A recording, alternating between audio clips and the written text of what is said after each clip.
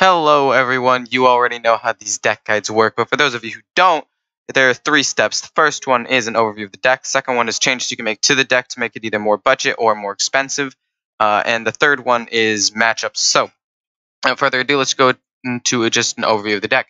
The deck as a whole is slightly different than the standard Deathrattle Hunter that you see on Hearthstone Replay. I've made a few changes, getting rid of Ziliax, the Stitched Tracker, and Sunfree Protector in order to put in 2 Grizzlies and a Kangaroo, a Mecharoo. The reason why I did that was because Mecharoo is a slightly better early game option than other things. I mean, it's something that you could use the Spider to magnetize to. It's something that the Fireworks tech can trigger if you absolutely need to. It gives you a 1/1 and gives you a little bit of a buff, so you could trade up into a minion like a 3/2 the very next turn if you need to. And the Grizzlies help against aggro quite a bit, because like if you're playing against a Zoo who's playing their cards, or against an Odd Rogue who's playing all their cards, turn 5 you play that, it's pretty strong. Then they have to have a response to it, or it just stays out on the board. Then you can Carnivorous Cube it and then play dead if you have that combo in your hand, and you just have an unstoppable wall that they can't get through. So, that's pretty strong. An overview of the deck as a whole, though, is basically revolving around the Devilsaur Egg Deathrattle, the Spider Bomb Deathrattle, and the Mechanical Whelp Deathrattle. Carnivorous Cube as well, but not quite as important, but it can definitely snowball harder than the rest of them. The way that you want to play this game on this deck is basically you just want to play Devilsaur Egg, hope they don't kill it, and then activate its Deathrattle abilities with like the Stalker or with Play Dead. And if you play the Spider Bomb, you can also have another option of activating it with the Fireworks tech. Basically, it revolves around them either not killing the egg, or you playing the egg like turn 4 so you can get out a 5/5 on turn 4 and then have the egg out there. Or force out a silence so you can play something else. Or force out removal of any kind. That way you can play Shaw or Carnivorous Cube on bigger minions without really any problem. You have Mossy Hunter to kill your own minions if you need to, or kill a Spreading Plague play, because this board can get fairly wide and have some useless minions that the Spreading Plague capitalizes on, like an egg. That's just a free 1/5 for the other person. But the Mossy Horror can deal with that, and also kill your eggs, and your Mechanical Whelps, and your Spider Bombs, and activate all of their Death Rattles. As a whole, this deck is fairly mid-rangey, and the late game revolves around Deathstalker Rexxar and Mechanical Whelp, and activating Mechanical Whelp's abilities, and then Carnivore is cubing the 7/7 dragons. The mid game revolves around Devilsaur Egg and activating it with like Play Dead and the Stalker. And if you're playing against some decks, the Spider Bomb is so good, you can just remove minions from the board by trading into it if you have Shaw on the board, or you can play it and then activate the Fireworks tech ability to activate it and kill a random minion. And overall, solid combos in this deck. The only issue is with this deck is that if you don't have parts of the combo, it's a very slow deck with very few defensive options, which is why I put in the Grizzlies in the first place. With this deck, I'm sitting at a 57% win rate over 30 games, which is pretty good. Not amazing, but it's also because in the beginning, I was not very good at this deck at all. I lost like 4 in a row. So, moving that like aside, this deck is still pretty solid. And I'm just going to go into the change that I made and things that you can do to make it better. Definitely, Ziliax is a card that you could put in instead of a Grizzly, because it still has the taunt, it has lifesteal, it has rush to remove things. It's just a very good turn 5 play that you can also use to magnetic to a mech, which is very helpful. And honestly, if you have the card, I would use it. And I would play it instead of a Grizzly, but I didn't have the card and I didn't have a ton of dust, and I thought, well, how much worse could the deck be if I don't put in Ziliax? And honestly, I feel like if I put in Ziliax, there are like 1 or 2 games I probably could have won. So I feel like this, just putting in that card alone, could increase the win rate of this deck by like 2 or 3%. Then again, the Grizzly really pops off with Carnivorous Cube if you can pop it off. And then it just becomes an unstoppable wall of like 2 to 4 3/12 minions. So they both have their pros and cons. But if you're a slightly more like aggressive player with more mechs, Ziliax is the way to go. Stitch Tracker is something you can put in for like Mecharoo to search for a minion, but I think that playing a turn 3 Discover minion, rather than setting up for a combo with an egg, playing a spider that can help control the board, I think that both of those options are better than a tracker. And also the tracker, yes, you can discover a minion, but like, how helpful are those minions standalone? Like, Shaw could be helpful, Carnivorous Cube, and like proccing the death rattles and getting the death rattles, but it's a pretty weak turn 3 play. And then it's going to be followed by another weak play if you did happen to get one of the death rattle cards that rely on the death rattle to be powerful. Like if you Stitching Tracker into the Devilsaur Egg, and then turn 4 you play Devilsaur Egg. It's just not a super strong. That's just not a super strong turn 3, turn 4 series of events. So I put in the Mecharoo. It allows you to have a little more solid early game. And that's about it. It just allows you to maybe have a little more stability. So that way it buys you a little bit of time to get to those cards. And you also have Mulligan, so you shouldn't really need Stitch Tracker that much. Last card that I took out was the Sun Fury Protector for another Grizzly. Sun Fury Protector is used to put taunt on the eggs, so that way people kill them if they're generally overlooking them. This is used mainly if you don't have any way to proc the Death Rattle in your hand. You play this so that the Death Rattle is then a taunt minion, so that they have to kill it, and you get a free 5/5, and it protects you from taking some damage. It's a pretty decent card to have in here, but I was looking at it, and when you looked at the played win rates, it was literally the lowest card for if you played it, you would win. Like the lowest win rate card if you played it. And considering it's a 2-mana card that is kept like a decent-ish amount of the time and used fairly consistently, I feel like it was just not a super great card. And oftentimes it would be played on a turn much later than like a 2-drop normally would. So I just put in a Grizzly because you wouldn't play this card until like turn 4 or 5 anyway to put taunt on an egg. So I thought, why not just put in a big taunt minion to protect you, rather than hoping an egg survives and giving taunt to the egg and taking multiple turns to set up this small wall of yours. So those are some of the cards that you could put in. Another card that maybe taking out for something else might be decent is the Flanking Strike. Personally, not a huge fan of it, but if you have Shaw out, it's basically 6 damage. You can hit something for 3 damage, a wolf comes, and then you rush and then hit it again. So that's a pretty decent combo. But Flanking Strike as a whole, mediocre. And if you have other cards that you want to put in, I'd say either take out Flanking Strike or Loot Hoarder. Oh, another thing. Prince Kaliseth is actually a really good card that you could potentially put in here. And all you'd have to do is take out the Fireworks Tech, which is a kind of important card, I'd say, and the Loot Hoarder from this deck list. If you also have Sun Fury Protect, you'd also take that out too.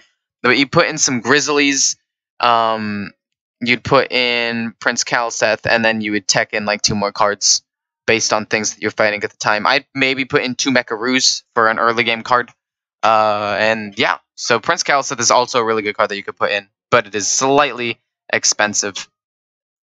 Now I'm going to go into all the matchups, and before I really get into this, I'm just going to say there should be 1 more win next to the Warlock matchup and 1 more win next to the Rogue matchup. I played 2 games on my phone while I was out one time, and I recorded them on my phone, but I didn't record them. I like put it in notes on my phone, and then I'm just plugging it in now, which is why it says I only have 28 games played. I played 2 other ones.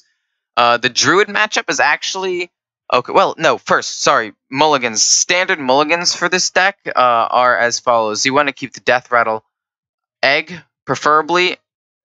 The Stalker's pretty decent to keep. Loot Hoarder is decent to keep. And if you have an egg in your hand, I'd say keep Play Dead. And if your hand is kind of not good and you don't trust the Mulligan, but you have a tracking, I'd keep that too. That's basically how I would Mulligan all this. Okay, now going on to the actual matchups themselves, which will have slightly different Mulligans. First one is Druid. Druid, I'd say just use the standard matchup because the Druid matchups are all over the place. You can have some, well, they're slower decks mostly, but there is also Token Druid, which is kind of popular. And honestly, into that matchup, I have kept Mossy Horror once or twice, and it has saved my life. So honestly, if you're thinking about keeping Mossy Horror for to counter a spreading plague or to quickly activate a lot of your death rattles, I would not put that past someone to do that. I'd say that might actually be a decent play. Another thing that you could keep is no, actually, it's just basically the standard things. Maybe a Hunter's Mark. Hunter's Mark might also be pretty good. No, sorry, that's good against Warlock. Totally different matchup. I'm sorry, that was unprofessional for me to make a mistake like that. But as a whole, I think that this deck does pretty well because this deck does okay against control because it takes a while to set up, which control gives it time to do. And then if your board gets wiped, your things have death rattles, so you have a secondary board afterwards. Which is why it does well against control, why it does pretty good against Druid. And I lost the token Druid in one matchup because I had no way of dealing with their white board. Hunter matchup, a little rough. This deck loses to Spell Hunter because Spell Hunter is a little bit too fast. If you get out a good Spellstone followed by a To My Side, you get obliterated. Also, they have secrets that can freezing trap the 5/5 that you get out or the 7/7 dragon you get out.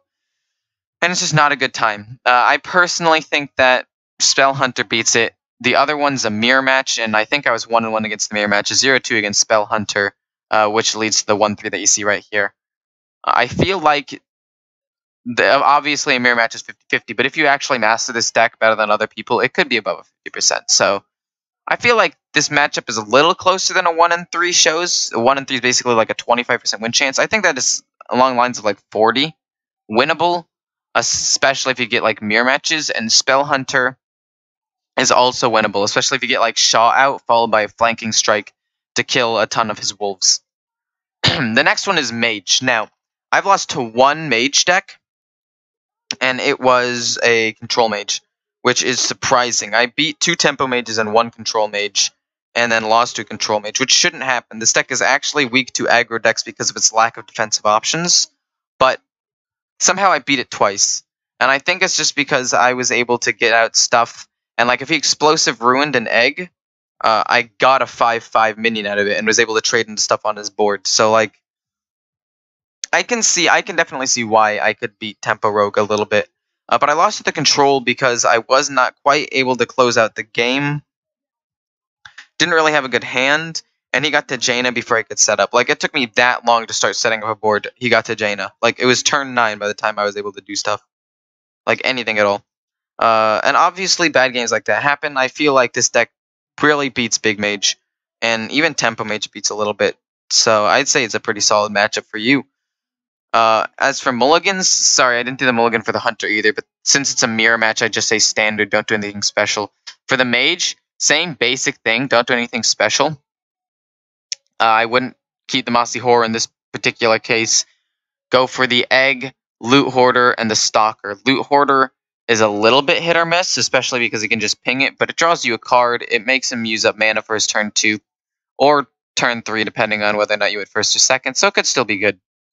Into this matchup, I might actually keep Deathstalker Rexxar because you need your hero, your Deathknight hero, to beat the Frost Jaina. That's pretty much it. If I get to Jaina, the only way that you can pull out the game after that is if you have Rexxar. And honestly, I hate when games come down to one card, but in this particular matchup against Control, if you don't have time to set up, it does come down to one card. Paladin, really standard mulligan. Standard mulligan, don't do anything special. I'd say keep a Candle Shot is a high priority, maybe over like a Loot Hoarder because that'll just get traded into by a 1/1. And I'd say that even though this is a 1-1, I think that this is a heavily losing matchup because you don't have much of a way to deal with the wide board that the Paladin creates, especially the Odd Paladin. Mech Paladin's a little more popular, and because they like use magnetic abilities on certain minions, if you can get a Spider Bomb and kill the buffed up mech, the matchup can be a little bit better. So because Mech Paladin is a thing, which is the deck that I beat, I lost to an Odd Hunter, I could see this matchup being close-ish. And I haven't seen too many Odd Paladins recently, so I would say that this matchup isn't quite 50-50. I'd say it's like 40% again, because Odd Paladin you'll just get smashed by. But overall not too bad, especially considering Odd Paladin isn't too popular from what I've seen. Priest. Priest is a fun one, because you never know what the Priest is going to play. Ever. You never know. 1-1 against Priest. Can't really tell you the matchup against Priest. It could be the switcheroo. It could be control. It could be dragon. It could be like combo. It could be any number of things. And this is really hard to tell you how to match up against it. Mulligans, I just say standard, because the standard mulligan that I said at the beginning is at least moderately successful into most matchups.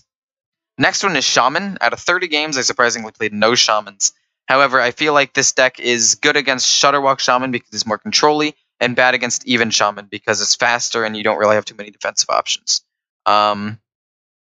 Also, they usually have the Shutterwalk usually has the 1 damage silence a minion and the Hex, so it can actually hurt your Deathrattle minions.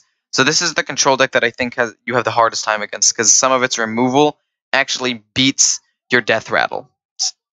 The next one is Warlock, which is actually... Oh, no, I skipped Rogue. We're going back to Rogue. 5-2 against Rogue. Actually, 6-2. And I think that it's because Rogue is probably the most, like, all-over-the-place class. Some have Deathrattle, some have the Bunny, some have Odd, and it's really just all over the place. But a lot of them are fairly aggro, so I would definitely play accordingly. Might keep a Deathstalker Rexxar to deal with a potential white board. Maybe a Grizzly as well. Mossy Horror, not super important.